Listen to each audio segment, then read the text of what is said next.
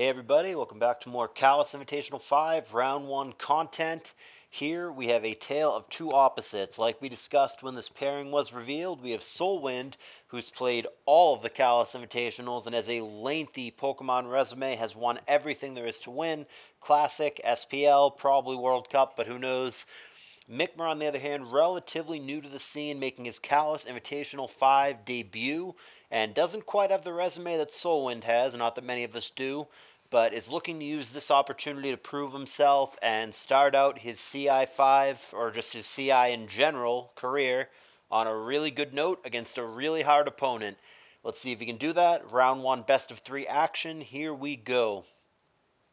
So Mikmer bottom side, SoulWind top side, Venusaur lead against Zapdos, sub-scouting for Sleep Powder, does go for that, doesn't like what he finds, gets blocked, and here's the BP to Rachi. Hidden Power there is Fire, and will in fact break that sub, but he's going to have to eat an Ice Punch in exchange. Sleep Powder comes down, Rachi is in fact taking a nap, and now Leech Seed happens, so Venusaur becoming healthy again. Rachi remains asleep. Hidden Power there, 36%, good chunk, especially with Leech Seed also helping him along. Advantage Mikmer right now. And here's the Zapdos. Mikmer knows there'll be a switch that turn. Good play, goes for Leech, connects with that. And he goes for Leech again, so perfect play, perfect sequence from Mikmer here. Now Zapdos, again Leech Seed. Mikmer spot on with the reads, but he's not rewarded this time. There's an unlucky miss. Hidden Power will not be enough to break the sub against the Zapdos. And now a Hidden Power Ice comes back in return. Giga Drain, of course, will pop the sub. He's going to get very little back from that, but better than nothing. Leaves him at 54%. It was the right play, though it did cost him 2 PP to do that out of a very small 8 to begin with. Hidden Power again, and Hidden Power back. Venusaur now very low. Zapdos totally healthy. Mikmer goes to his own Rachi at this point. SoulWind, knowing there'll be a switch, opts for the sub as opposed to the attack, and now is going to Thunderbolt and get rewarded with a lucky 10% para. Obviously good for SoulWind, bad for Mikmer. BP to Dugtrio here leaves him in huge danger. Thunderbolt not going to do it, and that is going to be a dead Rachi. Good sequence there for SoulWind to get a clear lead, especially with Venusaur so low, but his Rachi is still out of commission as of now. We have a DD Gyra for Mikmer. This looks like the Vapicuno team or something similar to it that he's trying to get the job done with in his Game 1 of his CALLOUS Invitational debut. Special Tower is not going to do it unless he had Thunder or something, which he obviously doesn't. Went for a crunch, died to 2 Earthquakes, leaves us now in a 5-5 situation. Unreveals for both sides, including half the team for Mikmer. So, Ice Beam from Kuhn after eating a 43% Earthquake. Should live another, no problem. Now Zapdos comes in thinking it'll be another Earthquake. He's correct.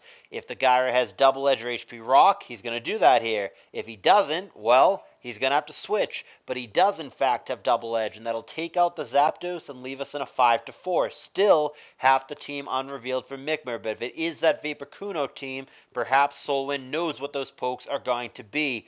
We have a trade here via double edge and via Ice Beam, respectively, leaving us in a 3-4 with Mikmer ahead, especially with the Venusaur so low, so now it's 3-3, but the Jirachi is at 40% and still asleep from before. Rock Slide crit there is huge for SoulWind. That was obviously super relevant. Anything other than a crit would not have been anywhere near enough. Mikmer takes it like a champ. It doesn't say anything about it, but obviously that was relevant, and he's not happy about it. And now Breloom in the back. It's so difficult to play against a guaranteed sleep later in the game, and that's exactly what he's got. One of the 2 pokes going to have to take a nap. Turns out it's going to be Metagross, so now Charizard comes in. He's going to have to clean this up for Mikmer, and he has a chance to do that.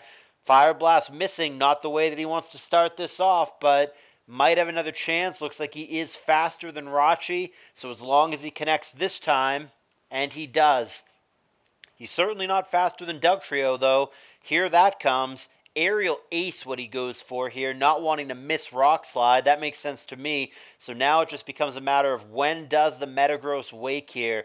2-on-1 situation. Sky Uppercut, about a third. Here's the wake up. Meteor Mash, nope. ultimately he needs to be a Gilligros here, and I think he would have gone for that if he had it. He doesn't have a Lum either, as we know, so unfortunately I think he's going to get eaten by the Dugtrio, even if he does manage to beat the Breloom here.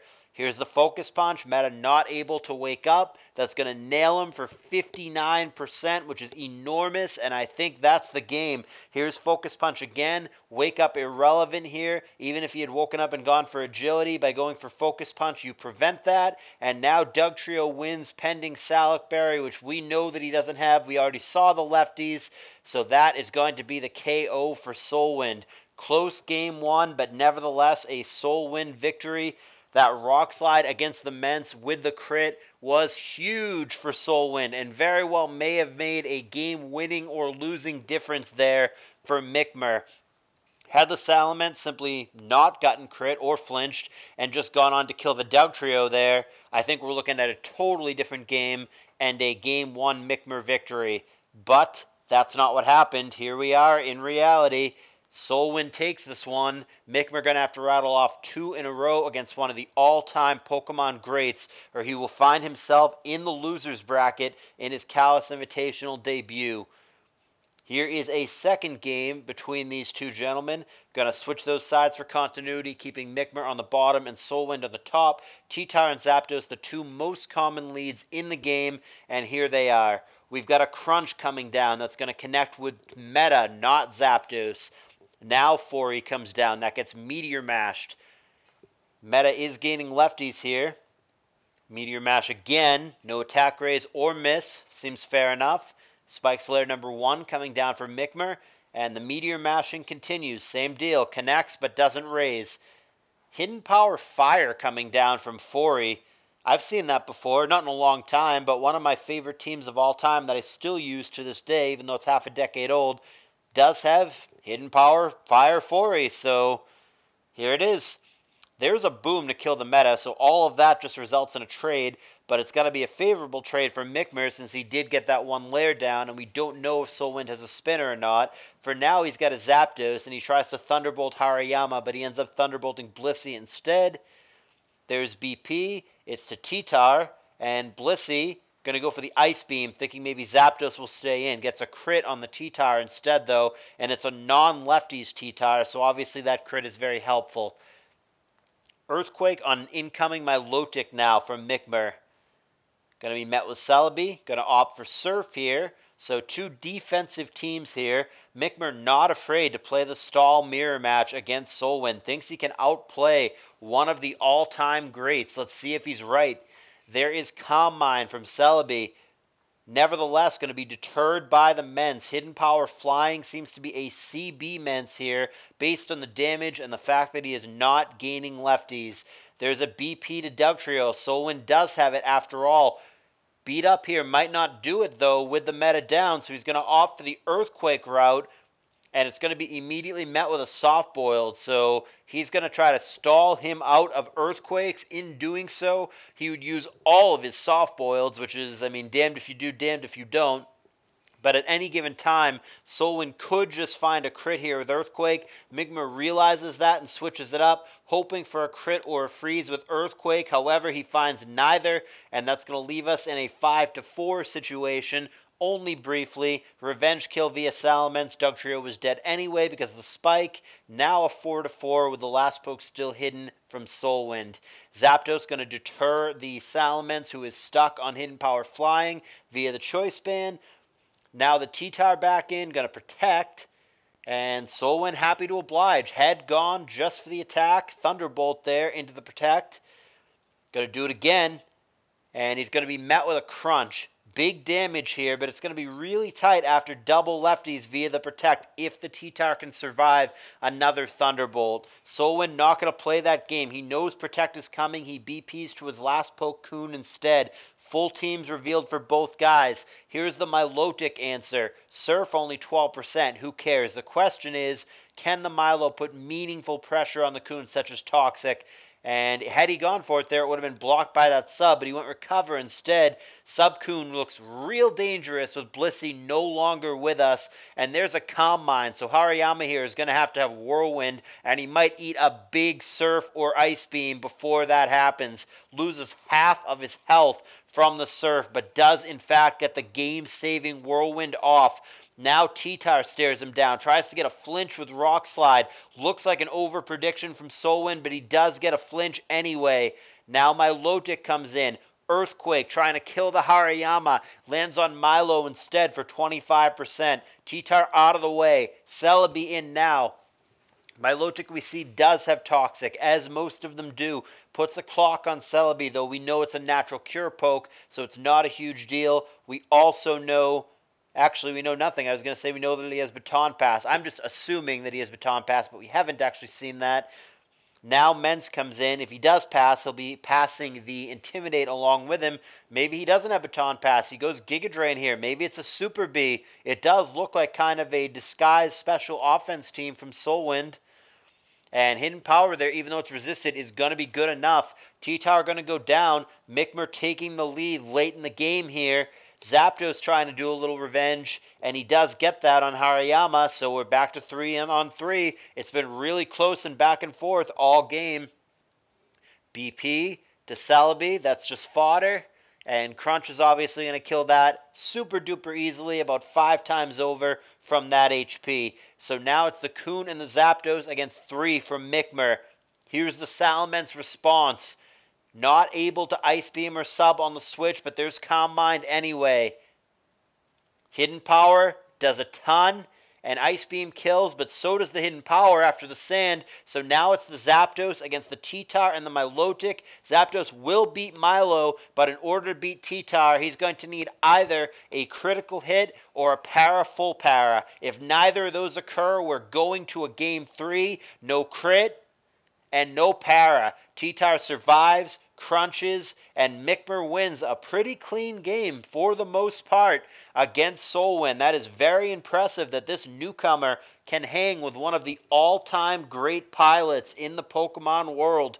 Plays a clean stall-on-stall game and takes out SoulWind in impressive fashion. And it sends us to an all-deciding Game 3, which is right here. Let's go. Mikmer's on the bottom, SoulWind on the top. Meta and Salamence, 2 very common leads here. Ends up being Mence on Mence. Fire Blast from what you would think is a mixed Mence here from SoulWind. Here's Lax, just in case Dragon Claw comes down, but it doesn't. It's a Blissey, which obviously doesn't like its Lax matchup. Switches up to Fori. SoulWind staying with his bread and butter on stall, which is where he's most comfortable. And Fori is going to dodge a Fire Blast. That wouldn't have killed because Lax's special attack stat is garbage, but it would have done a ton, and that was a lucky dodge from SoulWind. Mixed Mence now confirmed as he shows Brick Break here. Out of the way he goes. SoulWind once again opting for his beloved Zapdos that he brings so often. Goes for T-Bolt, whiffing on Doll. Looks like some kind of boom spam team from Mikmer. All of Meta, Doll, Lax, or at least 2 of them, if not all 3, like I said, very well may have Boom. You boom down to something like a Coon. That makes sense to me. And we'll see what the last poke is. Very well may be another boom Pokemon like Weezing or Camerupt or whatever. Probably not Camerupt given the already ground poke in the doll. But, I mean, I guess it could be. Either way, back to the game. There is an Intimidate, and the full team is now shown from SoulWind. This reminds me a lot of that old Atlas team. It's just using Zapdos over Aerodactyl. This is that team that I referenced earlier that has HP Fire Fori that I like a lot. Not the team that SoulWind's using, but the Atlas team, so we're not confused. I think this variation of it was pioneered by Altina, but, I mean, a lot of people have busted out Zapdos Fori TSS. Not a new concept, but a solid, steady, reliable team, and I'm not surprised that SoulWind's using it. He leans very heavily towards stall in this generation. So, spikes come down, but we know there is a spinner for Mikmer on the other side. That's a mixed meta going for Psychic here. There's Protect and Psychic again, because why wouldn't you? A little bit of Lefty's back, gets the Pert at 75, but he's immediately crit for 69 and a Specs drop. That is very poor. I mean, especially if this happens to be a Pursuit meta, it would kill him here, but that seems to not be the case. However, he very well may have HP Fire, standard on the Psychic variant of the Mixed Gross. However, he's going to be countered, and yes, that is correct. Yes, that is not a glitch. All hidden powers in this gen are considered physical for purposes of counter. which is confusing because Hidden Power Fire goes from his special attack stat, not his physical attack stat. I know that it's weird, but basically the abridged version of what you need to know is that all hidden powers, no matter what type they are, come back with counter, and none of them come back with Mirror Coat. Weird mechanic, but that is how it works. It's not a glitch. Anyhow, that leaves us in a 6-5 situation with SoulWind in the lead. Still hidden poke in the back for Mikmer. Could just be a DD tower or something like that. But the situation getting worse for Mikmer. Becomes a 6-4 after he loses his Ments via Dragon Claw. Here's another Dragon Claw, and the only thing that happens back is a Rapid Spin. Would have been cool for Mikmer if he had Ice Beam there, but he doesn't seem to. He values getting rid of the Spike instead, and out of the way he goes. He ends up with his Lax against T-Tar here, which is a T-Tar favored matchup. Ments comes in anyway, not only blanking the Earthquake, but getting an Intimidate off. This game very heavily seems to favor SoulWind. It's going to need to be a Gyra or a DD Tar or some kind of sweeper in the back for Mikmer. It is a Crocoon that he's booming down to. Could be a Heracross in the back as well for Mikmer, but that would make more sense with a Rain Dance Coon, which is not what we have here, so I don't think it's that. And he's going to be focus punched into oblivion. Coon finds himself at 9%. Wakes up and goes for rest for lack of anything better to do. And Thunder going to nail him here for 51%. SoulWind not taking his foot off the gas. Relentless pressure here against Mikmer. Mikmer finally gets a little reprieve by getting Claydol in on Thunder, so he gets a little bit of tempo back, but he's still very far behind, it seems, in this game. And he's not going to be able to capitalize on his momentum. He whiffs an Earthquake into Ments. So hard to play from behind. He's going to settle for a trade via Explosion, so that gets him on the board at least. Leaves us in a 3-5 situation. Now Lax returns. Here's Protect and Earthquake. Sure, why wouldn't you Protect if you're SoulWind? Get your Pert out of the red. Finds himself at 25%. Now Blissey comes back. Body Slam, good chunk there at 40%. Doesn't find the After Effect para, though, that he was looking for. Now S-Toss coming down for 22%. Another Body Slam for the kill. Leaves us in a 4-3. Still with the hidden poke in the back for Mikmer. And there are certainly some things here, like a DD HP Rock Gyra or a DD Tar or a Camerupt. I said it half jokingly earlier because it was like one of the first boom pokes that I thought of, but it actually is a Camerupt, which seems like a weird fit. I mean, it is a boomer, so like that does make sense, but it feels like something that doesn't belong on the same team as Claydol, in my opinion, but I guess there are special cases where that would possibly work. But Camerupt is certainly not a sweeper, so I think now that we know that, I think Mikmer is probably in trouble here. So here comes a Surf on the Coon. Coon is going to be basically the only way that Mikmer can maybe win, and it's going to require a crit or a freeze or something against Zapdos. We know he doesn't have Ice Beam. It's going to be last move Surf. It is just a Crocoon, so I'm not sure how you deal with Zapdos if you're Mikmer. It would have to be a crit, I think. I can't imagine any other way. Maybe he gets blown up on right here, right now. Nope, it's a Toxic. Mikmer trying to claw out of this. He's been behind seemingly all game, and he's making a very late game push here. He goes for Toxic again, trying to catch something on the switch, but that does not occur. Now T-Tar comes in. Can he go for Toxic for a third time in a row? Would have been a fantastic play, but it's not a play that he's able to make. He does get 2 Protects off, goes up to 38%. Crunch is still going to be good enough. That leads Mikmer with only Coon here, and he's going to need perfect luck. He's going to need a max roll crit Surf on this Sleep Talker. He is done, and even then the Zapdos would come in and finish him off. It was already over at that point. Doesn't get what he needs, and SoulWind is going to take this one down. He's going to win the set by a score of 2-1, and Mikmer, despite very much looking like he belongs in the main event and he can hang at this level, is nevertheless going to find himself in the lower bracket in his CALLOUS Invitational debut. SoulWind with the 2-1 victory here. Alrighty, unlike some of the other sets that I narrate, I don't have too much to say after the fact. These games were pretty straightforward, not ultra hacksy. The Game 1 hacks with the Dugtrio against the Salamence probably being the most egregious thing in the series. And like I said, that very well may have been the difference between Mikmer winning or losing. But you never know. You can't go back and do the shoulda, woulda, coulda. Not clear how the game would have played out from that point, but I do think Mikmer had a good chance to win the game had that one turn been different. Other than that, I hope you guys enjoyed it. Lots more content to come, but please do leave a thumbs up. And of course, leave a comment and let me know what you guys think. Appreciate it. I'll see you in the next video.